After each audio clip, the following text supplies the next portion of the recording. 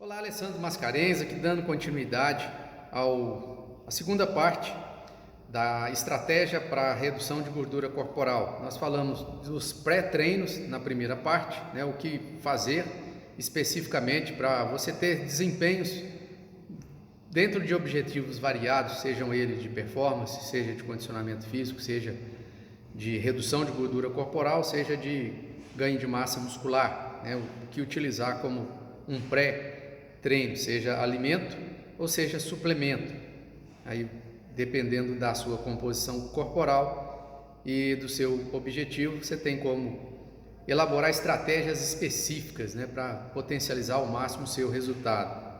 E vamos agora entrar na parte pós-treino, né? O que comer no pós-treino, seja para performance, seja para redução de gordura ou seja para hipertrofia muscular, para ganho de massa magra. E aí, o que é importante a gente compreender é esse alinhamento. Ele vai mudar a estratégia, o meu objetivo, a minha composição corporal. Obviamente que o meu tipo de treino vai modificar também. Vai mudar o que eu faço depois do treino, né? Em termos de alimentação, em termos de suplementação. Então vamos começar falando da estratégia nutricional para aumento de performance. Então eu preciso aumentar o meu desempenho numa prova, seja um triatlo, seja uma corrida, seja um ciclismo, enfim, qualquer um. Se eu sou um competidor crossfitter, um nadador, um atleta de natação, enfim, eu preciso melhorar a performance. O que conta é o meu resultado, o meu pace, diminuição do tempo na prova que eu vou participar. E eu termino o meu treino. Então, o primeiro aspecto a considerar é qual o intervalo de descanso que você tem para o próximo treino. Um triatlo, por exemplo, você treina às vezes 3 modalidades por dia, né? Eu já fui triatleta por um período, então já fui pentatleta, né, durante um período no exército, e é muito punk, é muito intenso. Você entrar para um segundo treino no mesmo dia, extenuante, e sabendo que você ainda vai ter um terceiro treino no mesmo dia, meu caro, a única coisa que você quer no seu intervalo de descanso, descansar, economizar energia e comer e dormir, se for possível. Você quer reestabelecer as suas reservas de energia o mais rápido possível. Você não perde tempo de abrir um WhatsApp para conferir o que tem lá. Nessa época nem tinha isso, né? Mas trazendo para o contexto de hoje, você não vai perder tempo com uma coisa menos importante em detrimento de perder horas e minutos preciosos de descanso, de recuperação, de alimentação e por aí vai. Então, só para ter uma ideia, que são situações extremas que a influência do que você vai fazer pós-treino é absurda. Então, se é um caso de performance, terminou o treino, já é hora de começar a comer, né?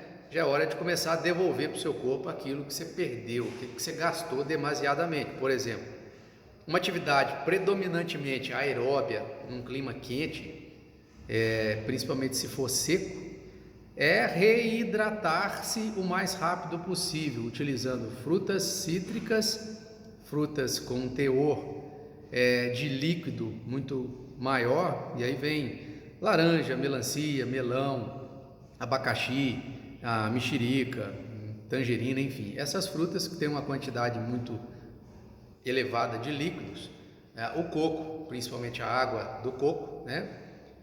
Os hidratantes tem aí desde a maltodextrina, Gatorade, fórmulas específicas aí, até mesmo a própria água de coco, e você tem o reidrate, que é uma formulação isotônica, né, com os minerais ali importantes para o equilíbrio da bomba sódio e potássio, que são os principais minerais perdidos aí no processo da desidratação, seguido aí do magnésio também, muito importante. Mas enfim, é importante você se ater. Então, uma das estratégias para aumento de performance em se tratando de hidratação, primeiro, pesa antes, pesa depois do treino, avalie a diferença de peso. Muito provavelmente durante o treino que você perdeu foi água, e aí você tem que nas próximas horas, no mais tardar nas próximas 2 horas, dependendo do volume de perda hídrica, tá? A gente fala aí às vezes de um ultramaratonista, chega a perder às vezes 6 quilos, né? Durante uma prova. de 6 km, 100 km, por exemplo. Então, são situações que só a hidratação não resolve, mas enfim, só para ter uma noção. Então você tem as próximas horas para repor aquilo que você perdeu em quilos para dentro do seu corpo. Por isso que as 2 próximas horas são fundamentais para você restabelecer o equilíbrio, não só hídrico, energético também, mas principalmente de hidratação. Então é começar a comer logo em seguida. Você precisa de se recuperar o mais rápido possível para dar o estímulo de estresse novamente, né, com altas intensidades ou durações, dependendo da modalidade que você vai praticar. Então a recuperação tem que começar o mais rápido possível, né?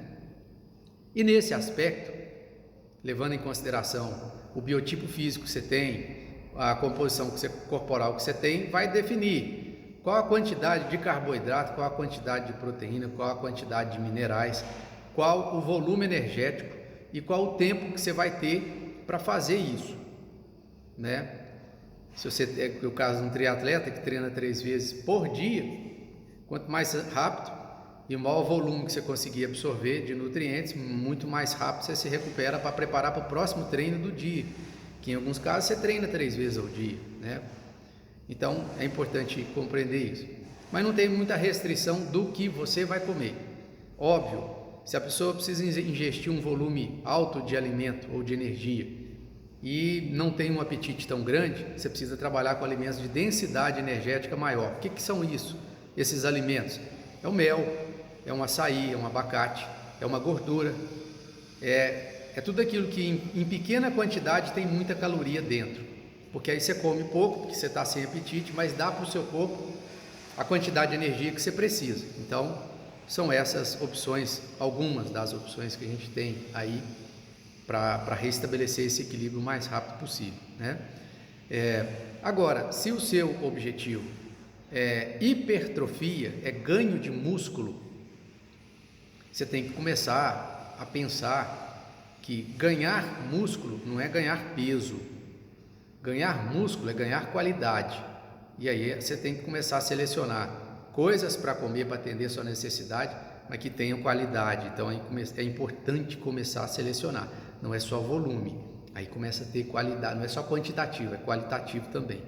Por isso que o whey ganhou a notoriedade que tem hoje, porque é um alimento de qualidade, é um alimento qualitativo para ser usado no pós-treino, e faz uma diferença absurda, né?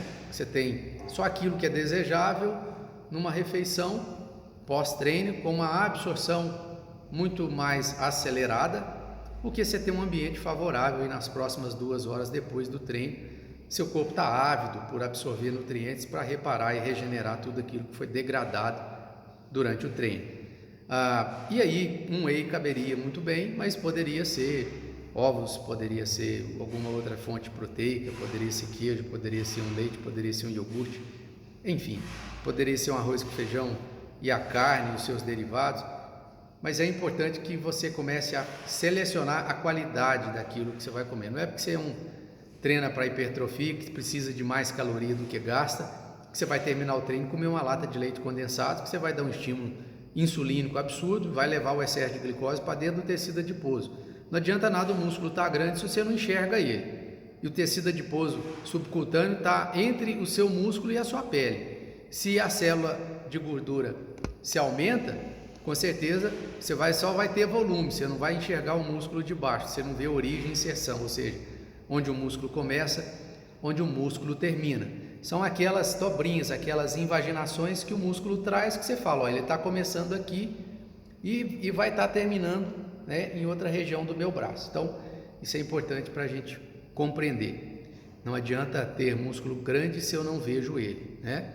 Fica meio sem sentido, não é isso? E aí então é importante começar a colocar coisas de qualidade. Eu ainda sustento a teoria de que um whey de boa qualidade pós-treino, sem dúvida, é uma opção muito qualitativa. Você pode comer uma carne, pode comer um arroz com carne, pode comer um pão com carne, um pão com ovo, pode comer um macarrão, pode comer uma infinidade de coisas, uma banana com pasta de amendoim, uma salada de fruta com whey ou com albumina, enfim. Mas é importante você compreender que existem às vezes nas misturas daquilo que você vai comer algo que não é tão desejado para aquele momento específico, se você elaborasse uma refeição específica, como por exemplo o caso do próprio whey protein. É importante ter esse discernimento, né? Essa compreensão é importante. Então, em se tratando de pós-treino, você pode, dependendo do seu biotipo físico, por exemplo, o biotipo ectomorfo, a pessoa ela é muito magra, depois tem um pouco de músculo, ou melhor, ela é muito magra, tem muito osso, depois tem um pouco de músculo e depois tem um pouquinho de gordura no corpo, predominantemente ectomorfo, ou seja, o cara magro, é o cara que malha, come 1 quilo de comida e sobe na balança, ganha 200 gramas, torcendo muito, fazendo muito esforço, ou seja, tem muita dificuldade em ganhar, em acumular algo, e não é falta de comida, é metabolismo um pouco mais acelerado, e nesse processo o que acontece, e é uma coisa importante para a gente compreender o que é diferente de nós, simples mortais, como por exemplo para o Ronnie Coleman, né, um ícone aí do fisiculturismo, um Arnold Schwarzenegger, né, nosso ídolo, sempre eterno, nosso ídolo. Qual que é a diferença bruta desse pessoal da alta elite do fisiculturismo, além de substâncias aí que eles utilizaram para potencializar esses resultados e sair do padrão, né, metabólico nosso, né, extrapolar os nossos limites genéticos, metabólicos e anabólicos aí. Não é um mérito, não vou entrar nessa questão, até porque eu não domino, não tenho propriedade para falar sobre isso. Mas enfim, qual que é a diferença fisiológica ou hormonal deles para nós simples mortais? É que quando termina o nosso treino, se treinarmos, imagina, se ponha na condição e na situação que você vai ser premiado. Deus vai te premiar e vai te botar frente a frente com o Arnold Schwarzenegger, mesmo nos dias de hoje, e você vai ter a oportunidade de fazer um treino junto com ele ou com o Ronnie Coleman.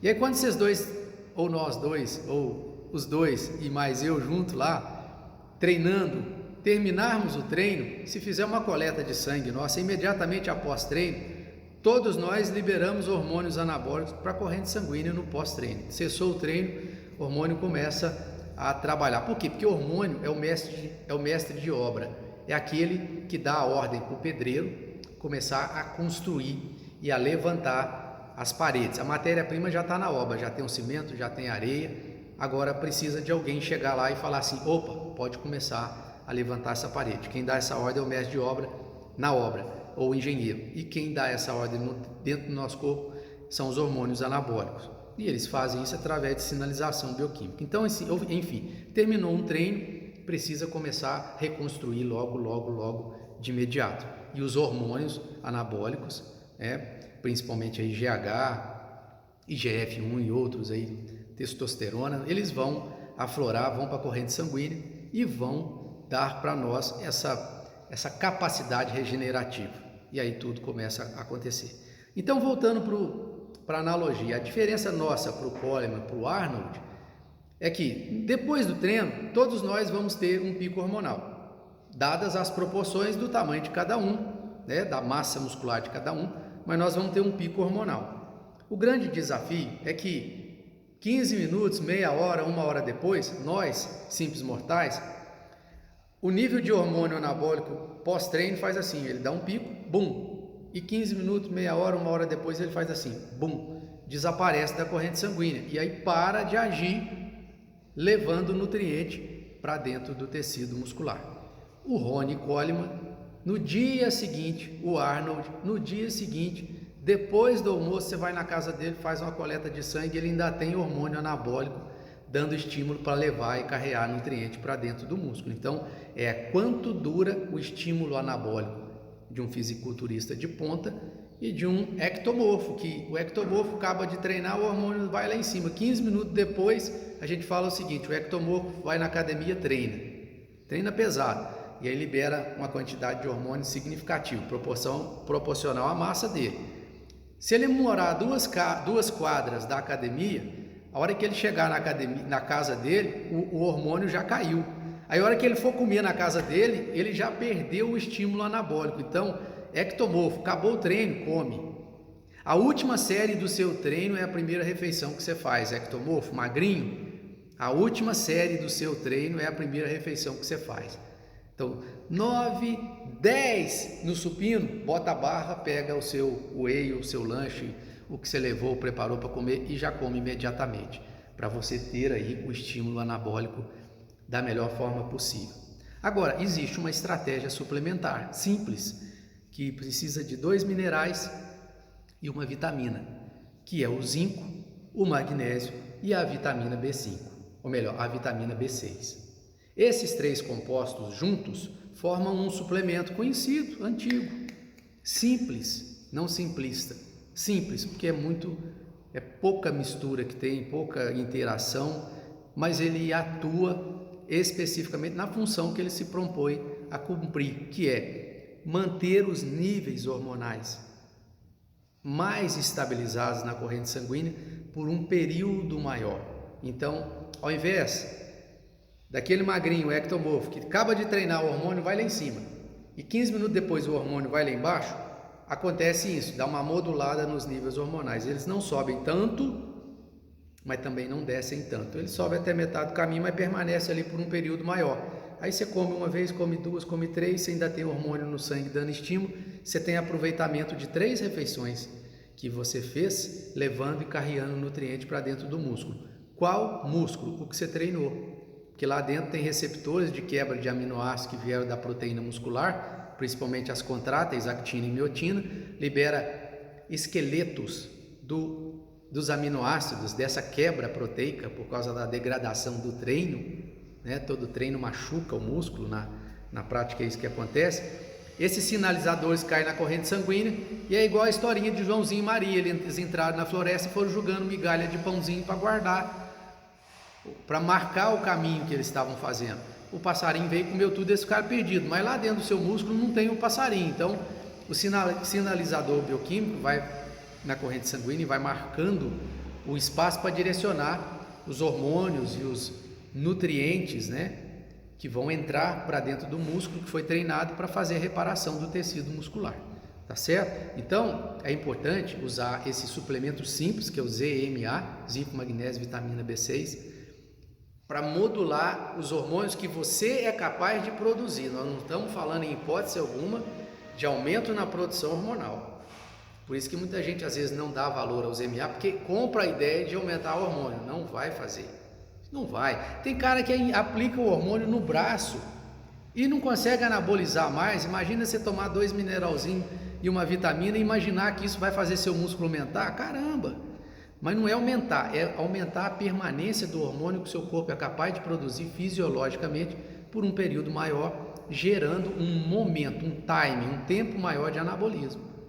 E aí, se você comer mais vezes dentro desse tempo, mais nutrientes você leva para dentro do músculo que você treinou, e isso gera sim uma hipertrofia. Para quem ganhava 200 gramas depois de 30, 40 dias, vai ganhar 600, aumentou 400 gramas a mais de massa magra. Pergunta para o magrinho se ele ganhar 400 gramas de massa magra a mais por mês, se é importante para ele. Com toda certeza vai fazer a diferença, né?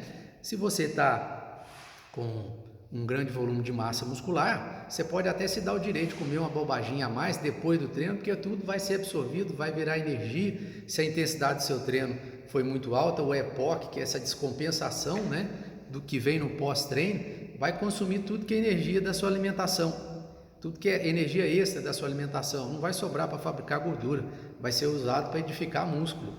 Então você tem uma certa liberdade de poder fazer, apesar de que os grandes atletas não usam isso como uma conduta diária, mas enfim, eles podem ter uma liberdade de comer uma porcariazinha, entre aspas, porque o seu gasto de energia está muito alto. Agora, em se tratando das pessoas aí com o objetivo de reduzir gordura corporal, aí precisa de atentar a alguns detalhes. Quais são esses detalhes? É que quando você faz um treino, e aí é importante, você tem que fazer sempre um treino que a liberação das catecolaminas, adrenalina e noradrenalina, tem que estar em grande quantidade. Então, você pode fazer um treino aeróbico, não necessariamente precisa, você pode, mas você pode fazer um treino anaeróbico. que é a musculação propriamente dita como o que mais evidencia um treino anaeróbico.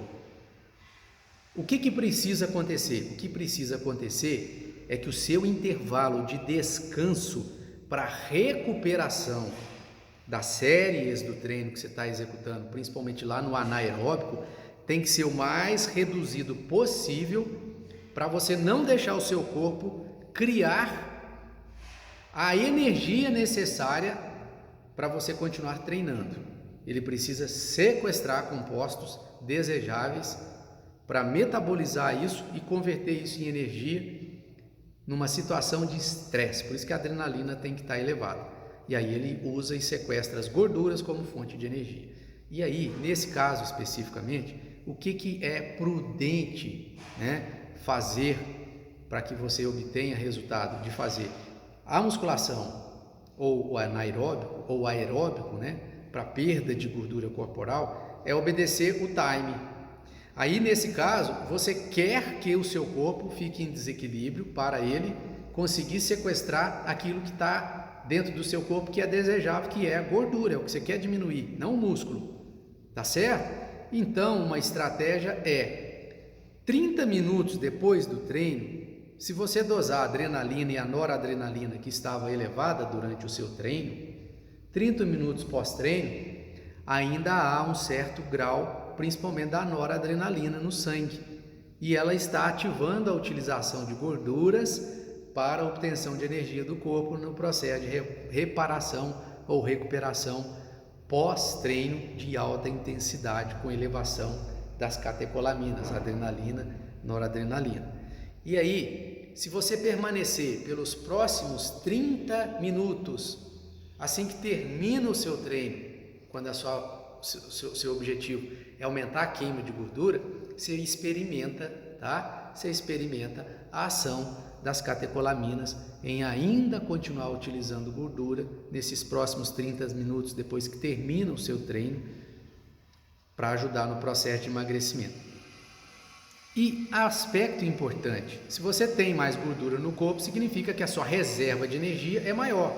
Permanecer 30 minutos em jejum depois que você termina o treino não implica necessariamente numa perda de massa muscular. Então dá esse gapzinho para você experimentar fazer isso, e aí sim, depois de 30 minutos, você vai comer uma refeição, sim, para começar a estabilizar e não ter catabolismo, não ter perda de massa muscular.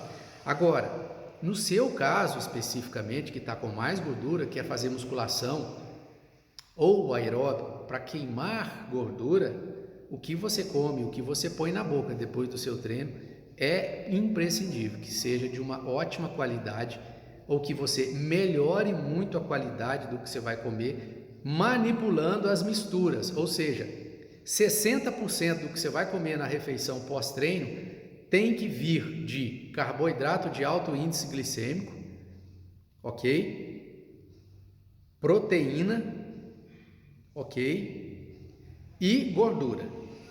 Os outros 40%, aí você pode até dar fibra, tá certo? Um carboidrato que não necessariamente seja complexo, mas os 60% dessa refeição pós-treino tem que ser limpa, tem que ser de qualidade muito boa. Eu quero fazer 100%, e aí então é um pouquinho de carboidrato complexo, só para dar ignição para o corpo, na presença da glicose, metabolizar a gordura.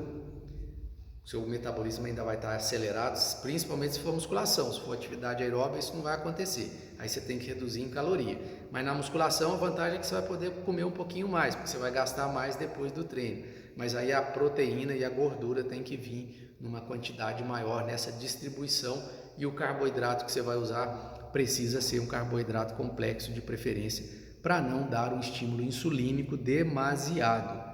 Vai acontecer, você botou comida pós-treino, insulina vai para o sangue, mas ela pode entrar gradativamente e não dar estímulo para a célula adiposa armazenar excesso de glicose. Se você come alguma coisa que dá pico de glicose, por exemplo, terminou o treino, tomou um copo de refrigerante, ferrou com a sua estratégia. Muita glicose vai aumentar no sangue, aumenta a glicemia, o pâncreas vai produzir muita insulina numa velocidade muito rápida, muita insulina tira muita glicose, leva para dentro do tecido adiposo abdominal e aumenta os estoques de gordura. Então, é um zelo, é um cuidado a ser tomado. Eu creio que deve ter elucidado aí um pouco para você essas estratégias.